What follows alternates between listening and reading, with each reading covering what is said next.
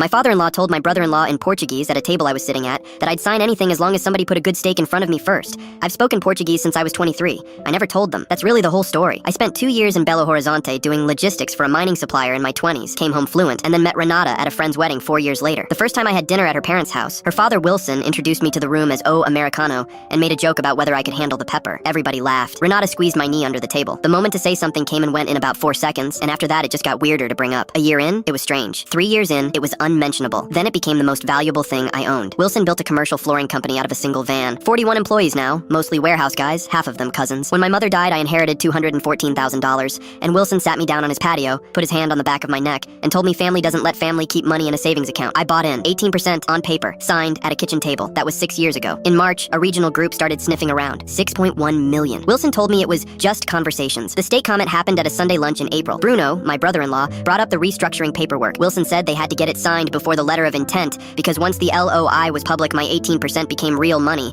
and right now, it was just ink. Bruno asked what they'd tell me it was. Wilson said, tax thing. He won't read it. He'll want to look like he trusts us. Then Bruno asked about Renata, and Wilson said, my daughter does what her husband does. She doesn't need to be in this. I was cutting a piece of bread. I remember the exact motion of my hands, because I made myself finish it. Here's what I did for the next 11 weeks. Nothing. I smiled. I asked Bruno questions about the business I already knew the answers to. When Wilson finally slid the folder across the table in May, I got emotional about it. I told him it meant a lot that he'd bring me in on the real stuff. Then I said I'd have my guy look it over, just a formality. And Wilson said, of course, of course. And that night in the kitchen, he told Bruno in Portuguese that I didn't have a guy, that I'd been saying that for years, that I probably meant a friend from work. I do have a guy. He was my mother's estate attorney for 11 years. I almost blew it once. At a churrasco in June, Wilson's brother made a joke about the neighbor's dog, and it was genuinely funny, and I laughed a beat too early. Bruno's head came around like a hawk. I said the dog falling over was funny. He watched me for another second and let it go. They asked me for 40 more thousand in July. A bonding requirement, Wilson said. I said yes immediately, enthusiastically, and I heard them in the garage 20 minutes later, and I stood in the hallway holding a bowl of ice and let myself listen to the whole thing. The hardest part wasn't any of that. The hardest part was deciding whether to tell my wife. I sat on that for 9 days, because if she already knew, I'd lost everything, and if she didn't, I was about to take her father from her. I told her on a Tuesday night. I told her what he said about her, that she does what her husband does, and she asked me to say it again in Portuguese, exactly the way he said it. And then she sat down on the kitchen floor with her back against the dishwasher,